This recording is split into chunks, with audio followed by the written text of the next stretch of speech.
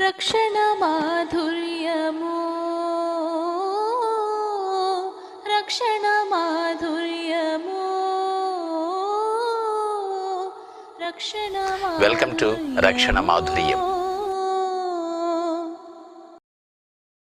Gospel Mathews chapter 6, మత్తయి సువార్త 6వ అధ్యాయం 9 నుంచి 15 వచనాల వరకు చదువుకున్నాం. 9 to 15. ఇది యేసుక్రీస్తు ప్రభుల వారు తన శిష్యులకు నేర్పినటువంటి ప్రార్థన.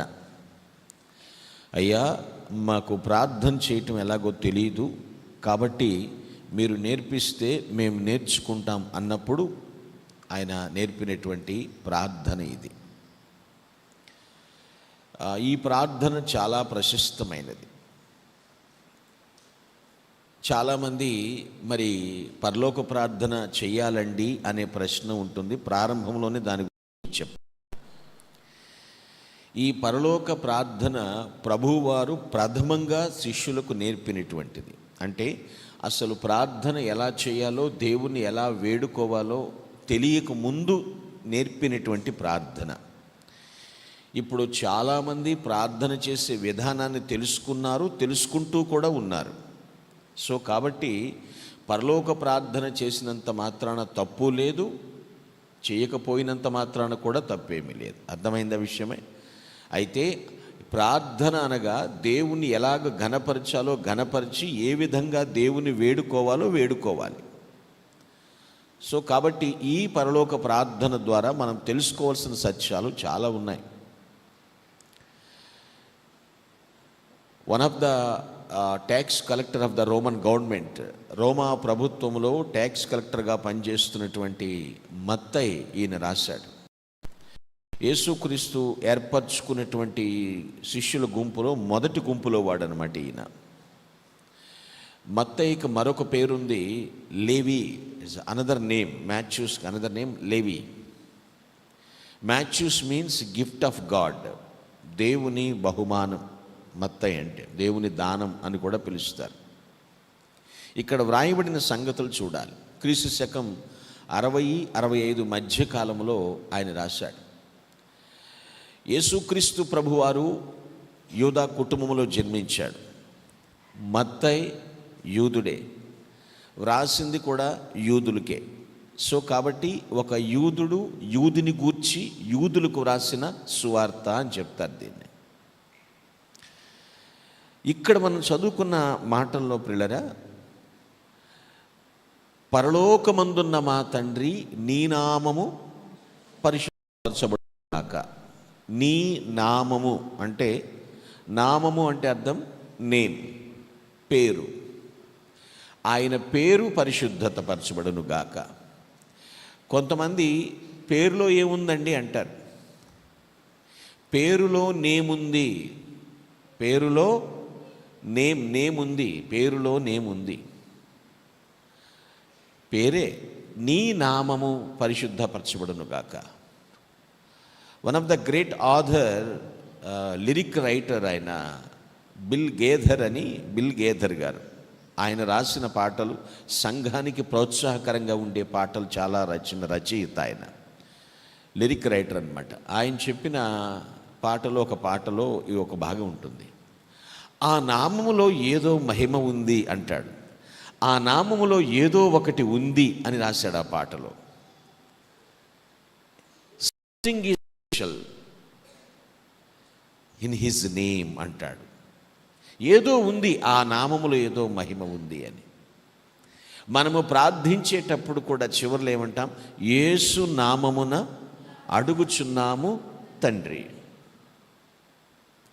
ఆ పేరు పెట్టి అడగాలి, లేకపోతే ప్రార్థన వేస్ట్. ఎంత చేసినా చివరిలో ఆ పేరు పెట్టాలి. యేసు నామములో అడుగుచున్నాము తండ్రి.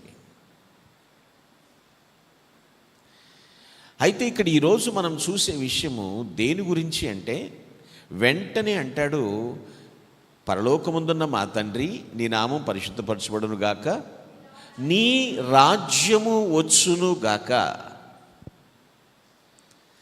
దేవుని రాజ్యం. ఇప్పుడే మనం ఒక స్పెషల్ సాంగ్లో చూసాం, అందమైన రాజ్యం అని. ఈరోజు నేను చెప్పే వాక్యం యొక్క అంశము దేవుని రాజ్యము. Today topic of the message the Kingdom of God. The Kingdom of God, దేవుని రాజ్యము. అలాగని నేను పరలోకం గురించి చెప్పట్లేదు, కానీ అసలు దేవుని రాజ్యం అంటే ఏమిటి, దాని విధానం మీకు చెప్పాలని ఆశపడుతున్నాను. ప్రతి ఒక్కరికి రాజ్యాలు ఉన్నాయి కదండి, ఎవరి రాజ్యాలు వాళ్ళకు ఉంటాయి, అవునా? కొంతమందికి వారి కుటుంబమే వారి సామ్రాజ్యం, ఏళ్తూ ఉంటారు, ఏలేస్తూ ఉంటారు, అంతేకాదు. ఇది దేవుని రాజ్యం. ప్రపంచాల నేలే రారాజు, రాజుల రాజు, ఆయన యొక్క రాజ్యాన్ని గురించి మనం తెలుసుకోబోతున్నాం. నీ రాజ్యము వచ్చును కాక. Matthew 4:17, please read. మత్తయి 17. కనుక మారు మనసు పొందండి. ఏం సమీపిస్తోంది? అందరు చెప్పాలి. పరలోక రాజ్యము సమీపిస్తుంది. మారు మనసు పొందండి. రాజ్యాలన్నిటికన్నా పై రాజ్యం. మన హృదయములో దేవుని రాజ్యం ఉంటే ఓకే. పరలోక రాజ్యం సంగతి ఇంకా రాలేదు, అది ఇంకా ప్రిపేర్ కాలేదు, రెడీ అవుతూ ఉంది. అలాగని ఎప్పుడు అవుద్దని నన్ను ప్రశ్నించొద్దు. నేను మీకోసం సిద్ధపరచడానికి వెళ్తున్నానన్నాడు, ఆయన సిద్ధపరుస్తూ ఉన్నాడు. దేవుని రాజ్యం అంటే ఏమిటి, ఆ విషయాలు మనం తెలుసుకోవాలి. దేవుని రాజ్యం ఉందా, ఇక్కడుందా, ఎక్కడుంది అనేటువంటి విధానం కూడా అవసరం. దీనిలో మనం తెలుసుకోవాల్సింది అంటే దేవుని రాజ్యం ఏమన్నా పెరుగుతుందా, తరుగుతుందా, అది తెలుసుకో. విస్తరిస్తుందా, వీగిపోతుందా? ఈ భాగంలో 3 విషయాలు నేను మీతో పంచుకుంటాను. మన మూలవాక్యం మరలా చదవండి. Matthew 6:10, మత్తయి 6:10.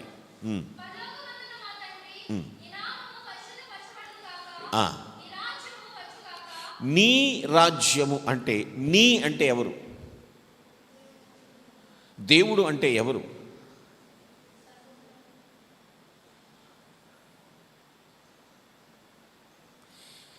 యెహోవా దేవుడు అంటారు.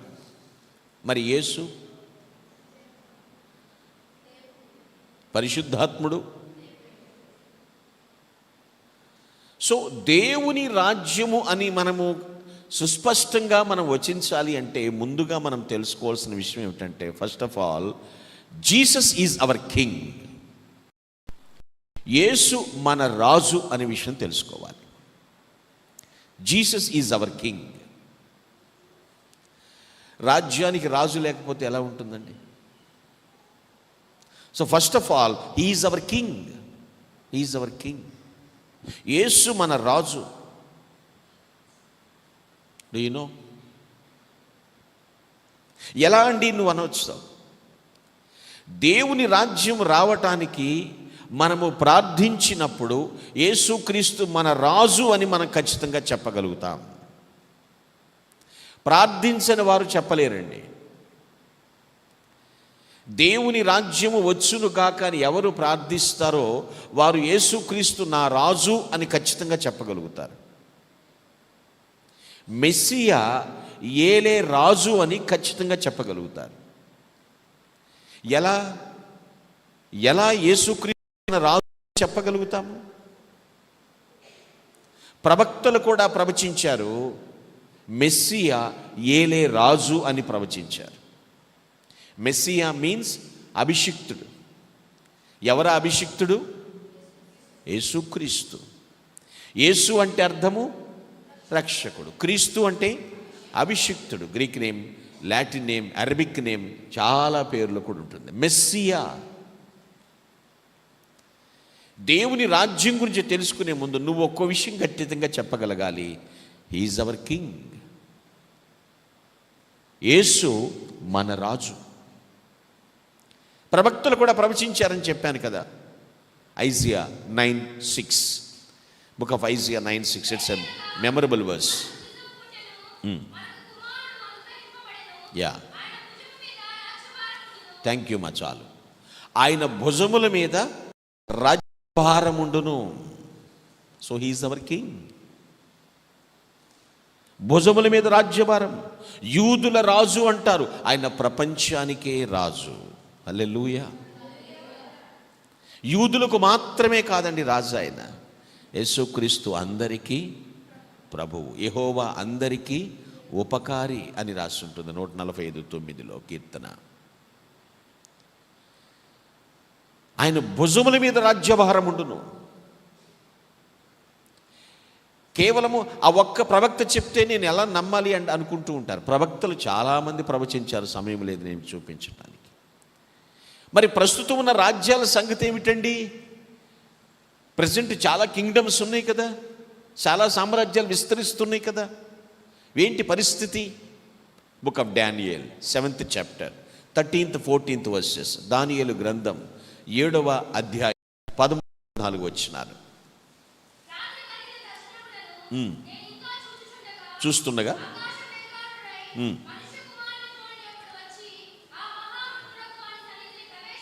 యా చూసుకోండి సకల జనులు, సకల రాష్ట్రములు, భాషలు మాట్లాడేవారు అందరూ ఆయనను ఎవరిని మనుష్య కుమారుని పోలిన అన్నారు. అర్థమవుతుందన్న విషయమే.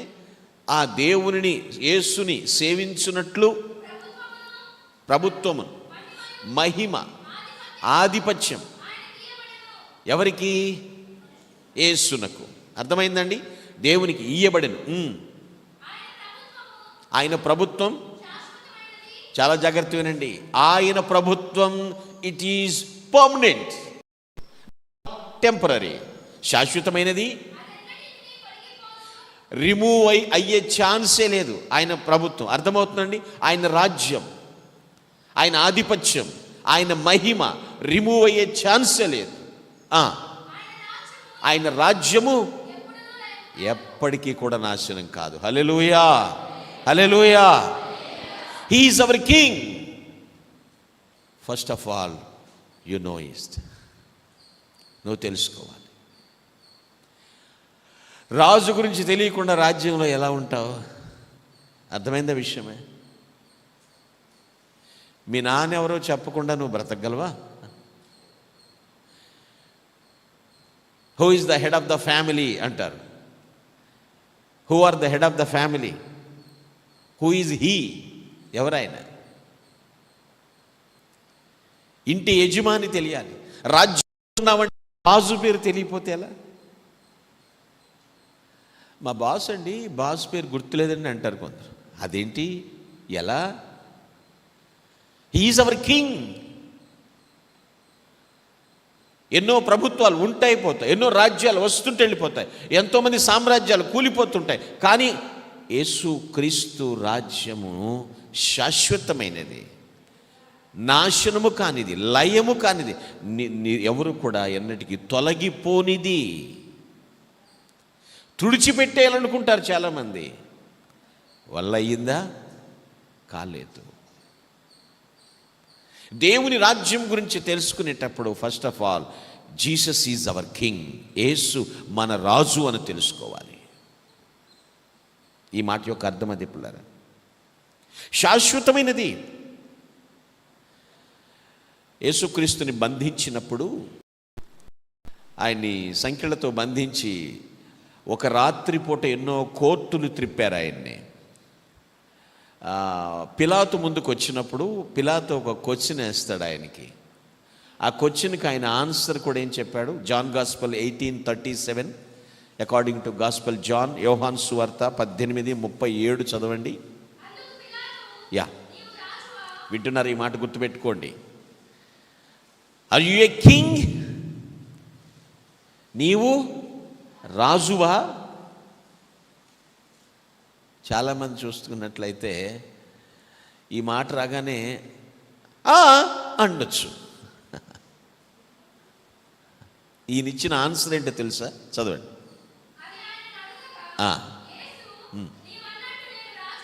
చూడండి, నేను రాజుని అనలేదు.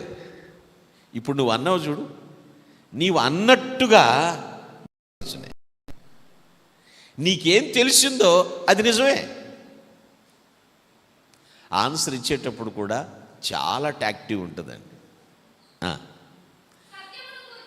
చాలమ్మా, ఇక్కడ సత్యమును గూర్చి చదవమ్మా. Thank you. సత్యమును గూర్చి చాలు. ఆయన పుట్టుకు కూడా ఎందుకో చెప్తున్నాడు. నేను ఎందుకు పుట్టానో కూడా చెప్తున్నాడు ఆయన. కొంతమంది ఎందుకు పుట్టారో వాళ్ళకి తెలియట్లేదండి. ఏదో మా అమ్మకి అంది, నేను బతికేస్తున్నాను ఇక అంతే. ఇక్కడ పడేశారు, ఏదో చదివేస్తున్నాను అంతే. 6 ఏళ్ళు ఉండాలి, అరుచుకుంటా బతికేస్తాను అంతే. అందాలు చూపించుకుంటా బతికేస్తాను, అందాలు ఆరబోసుకుంటా బతికేస్తాను, అనేక మందిని ఎంటర్టైన్ చేస్తా బ్రతికేస్తాను. అందుకని నువ్వు పుట్టింది, అందుకండి మనం పుట్టింది. సత్యమును గూర్చి సాక్ష్యమిచ్చుటకు పుట్టి తిని అంటున్నాడు. హల్లెలూయా. నీవు రాజు అని జడ్జి అడిగితే మీరన్నట్టు నేను రాజునే. ఆ క్వశ్చన్లోంచి ఆన్సర్ తీసుకొచ్చాడు. ఎవరైనా నిన్ను క్వశ్చన్ వేస్తే ఆ క్వశ్చన్కి భయపడటం కాదు, దానిలోనే ఆన్సర్ ఉంది, గ్రహించాలి. He is our king, he is our king. దేవుని రాజ్యం గురించి తెలుసుకున్నప్పుడు మొట్టమొదటి నువ్వు తెలుసుకోవాల్సిన first of all Jesus is our king. Secondly, రెండో విషయం చూద్దాం. Come to our text, Matthew 6:10. Read again. మత్తయి 6:10 మరలా చదువుదాం.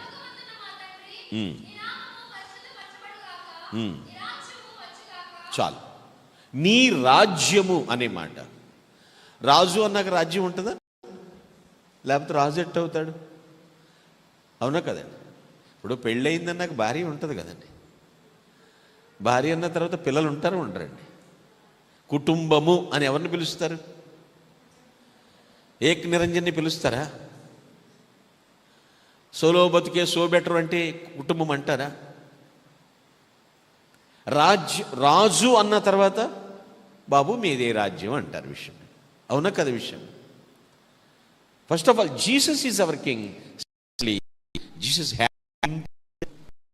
హ్యాడ్ యేసుకు రాజ్యం ఉంది.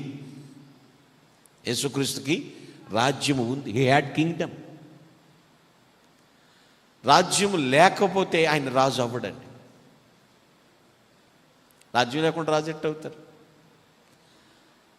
ఆయనకి రాజ్యం ఉంది. మరలా ఒకసారి మనం పిలాతు గారి దగ్గరికి వద్దాం. ఒకసారి జాన్ 18:36 చదువుదాం. యోహాను 18:36. యోహాను 18:36.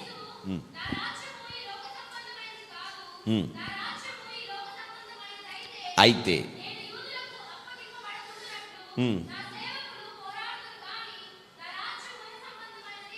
రెండుసార్లు చెప్పాడు ఈ మాట. నా రాజ్యము లోక సంబంధమైనది కాదు. ప్రారంభంలో చెప్పాడు, ముగింపులో చెప్పాడు. ఆ వచ్చిన ప్రారంభంలో ముగింపులో. ఇప్పుడు చెప్పండి, దేవుని రాజ్యం లోక సంబంధమైందా, ఆత్మ సంబంధమైందా? అర్థమైన విషయం. ఇక్కడెక్కడ ఆయన రాజ్యాన్ని కూడగట్టేసుకుని పెత్తనాలు చేయట్లేదు ఆయన. అలాగని భూమి మీద దేవుని రాజ్యం లేదని పిలాతుకు ఆయన ఇస్తున్నటువంటి ఆన్సర్ జాగ్రత్తగా పాలించాలి. నా రాజ్యము లోక సంబంధమైనది కాదు.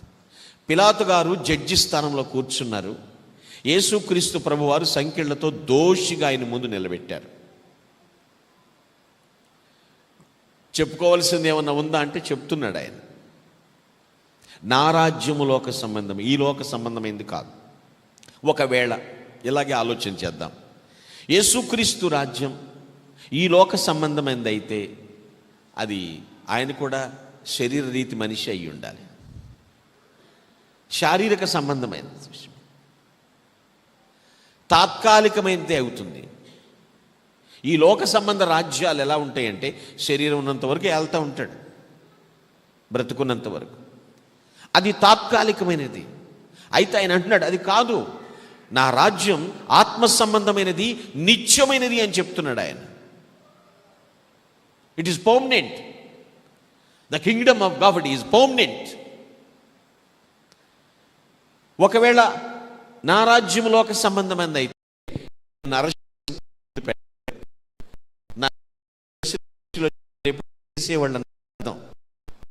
అర్థమైంది విషయం. దొమ్మిగా వచ్చి ఒక్కరిని కూడా బతకనిచ్చేవాళ్ళు కాదు. అర్థమైందా? నా సైన్యంతో వచ్చి మిమ్మల్ని ఎప్పుడో అటాక్ చేసి అసలు నేను ఇక్కడ మీ ముందు ఎందుకు నిలబడతాను? సో నా రాజ్యం లోక సంబంధమైనది కాదు. కానీ రాజ్యం ఉంది, ఆయనకి రాజ్యం ఉంది. రాజ్యం లేకుండా రాజు అవ్వలేదు ఆయన. ప్రభు వెనకాల శిష్యులతో పాటు బహుజన సమూహం తిరిగారా లేదండి? ఆయన ఫాలో అయ్యారా లేదా?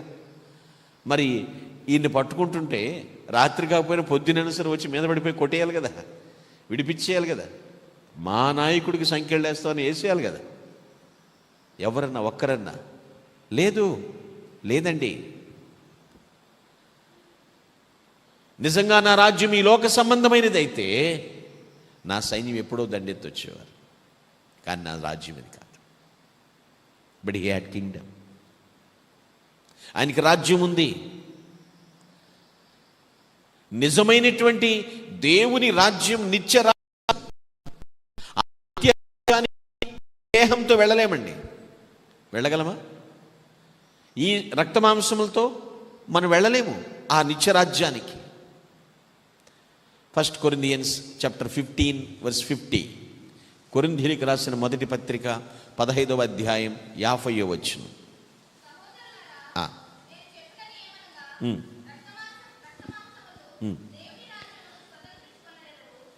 చూస్తున్నారా? ఎస్, రక్తమాంసం, ఈ బాడీ, ఈ ఫ్లెష్ అండ్ ఈ బ్లడ్ అండ్ ఇవన్నీ దేవుని రాజ్యంకి వెళ్ళవండి. మళ్ళీ ప్రశ్న, మరండి ఏలియా హానోకు అలా అలా అలా అలా వెళ్ళిపోయారు కదండి. మనకి ప్రశ్నల చిట్ట ఉంటుంది మనకి. వారు ఎక్కడ బోర్డర్ క్రాస్ చేశారో, వారు ఎక్కడ ఆ దేహాన్ని మార్చబడ్డారు మనకి తెలియదు ఆ విషయాన్ని. హానోకు దేవునితో నడుచుకుంటూ వెళ్ళిపోయాడు, ఏలియా దేవునితో నడుచుకుంటాడు. వాళ్ళ సమాధులు ఎక్కడ కనపడలేదు, అలా వెళ్ళిపోయారు. కానీ అందరూ పర్లేదు. పరిశుద్ధులందరూ ఎక్కడుంటున్నారు ఇప్పుడు? పరదైసులో ఉంటున్నారు, ప్యారడైజ్. మనము గ్రహించాల్సిన విషయం, ఈ శరీరము, ఈ రక్తము నిత్యరాజ్యానికి వెళ్ళటానికి అవకాశము లేదు. క్షయమైనది అక్షయతను కాదు కదా, అక్షయమైనది ధరించుకోవాలి మనం. అక్షయం అంటే ఎన్నటెన్నటికీ నాశనము కాని శరీరంతో మనం అక్కడికి వెళ్తాం. నిత్య రాజ్యానికి వెళ్ళేటప్పుడు ఆయన రాజ్యంలో ప్రవేశించాలి అంటే ఖచ్చితంగా తిరిగి జన్మించాలి. యేసుకు రాజ్యం ఉంది. ఆ రాజ్యంలో నువ్వు ప్రవేశించాలి అంటే నువ్వు తిరిగి జన్మించాలి. అంటే మారు మనస్సు పొందాలి, క్రొత్త జీవితం, ప్రభువు తట్టు తిరగాలి. టర్న్ టు జీసస్, రీబర్త్ అంటారు, రిపెంటెన్స్ అంటారు. అర్థమైందండి? మైండ్ సెట్ మారిపోవాలి, పూర్తిగా క్లీన్సింగ్ అవ్వాలి, పరిశుభ్రపరచబడాలి ఖచ్చితంగా. దేవుని రాజ్యములో చేరాలి అంటే కండిషన్ నీవు తిరిగి జన్మించాలి ఖచ్చితంగా. పాపం అనే మైల పరిశుద్ధమైనటువంటి క్రీస్తుతో శుద్ధి చేయబడాలి. ఆయనకి రాజ్యం ఉంది. కాకుండా జన్మించకుండా, మారు మనస్సు పొందకుండా, ప్రభువుల మీద భక్తి చేసే నిత్యరాజ్య ప్రవేశము లేదు.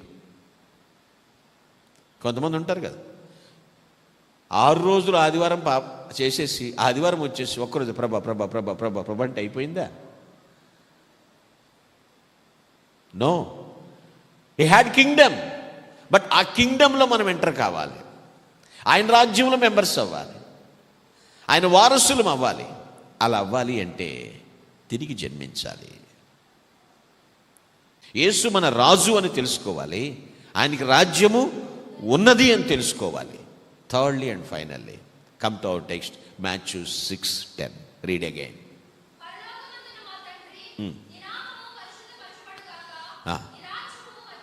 చాలు, నీ రాజ్యము వచ్చుగాక. వచ్చుగాక. ఇంకా రాలేదు. So thirdly and finally his kingdom will come. His kingdom will come. Jesus kingdom will come. యేసు రాజ్యము వస్తుంది. దేవుని రాజ్యము వచ్చుగాక అని నువ్వు ప్రార్థిస్తే ఆయన తిరిగి వచ్చి ఆయన 1000 ఏండ్ల పాలనకు శ్రీకారం చుడతాడు. ప్రార్థించాలా వద్దండి మనం? అయ్యా, నువ్వు నిత్య రాజ్యాన్ని సిద్ధపరుస్తున్నావు, ఈ భూమి మీద కూడా నీ రాజ్యము వచ్చునుగాక అని ప్రార్థన చేయాలి. హల్లెలూయా. ఎప్పుడు వస్తుందండి? ఇక్కడ వచ్చుగాక. అనేకులు క్రీస్తు స్వీకరిస్తుంటే, భూమి మీద దేవుని రాజ్యం వస్తుంది. అవునా కదా? అనేక ఆత్మలు చేర్చబడుతూ ఉంటే, అనేక ఆత్మలు రక్షింపబడుతూ ఉన్నప్పుడు ఈ భూమి మీద దేవుని రాజ్యము విస్తరిస్తుంది. ఆమేన్. అదే అంటున్నాడు, హిస్ కింగ్డమ్ విల్ కమ్. దేవుని రాజ్యము వచ్చును గాక. ఆయన తిరిగి వస్తాడు. వస్తానని చెప్పాడు, రానన్నాడు. ఆయన వెళ్ళేటప్పుడే అన్నాడు, నేను మరలా వస్తాను, ప్రిపేర్ అవ్వండి అని చెప్పాడు.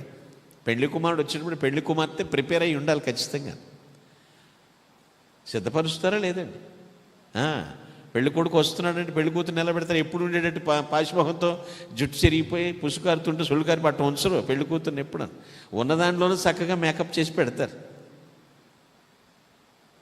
చూడగానే అట్రాక్ట్ అయిపోయి ఎగరేసిపోవాలన్నట్టుగా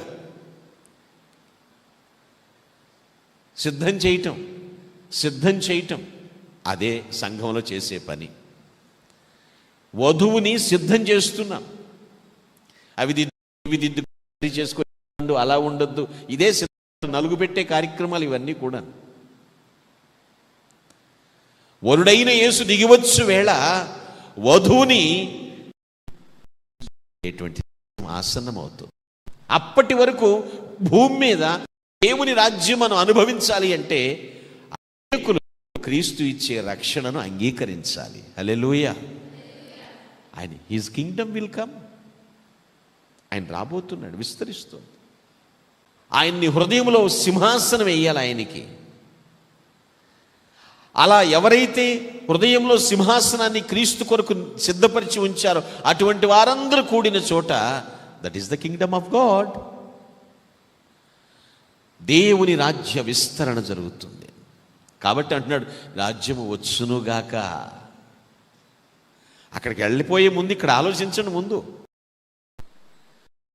ఇక్కడ అనుభవించే దేవుని రాజ్య ఆత్మలు రక్షించబడుతుంటే ఈ భూమి మీదే దైవరాజ్యాన్ని మనం అనుభవించగలుగుతాం. హల్లెలూయా.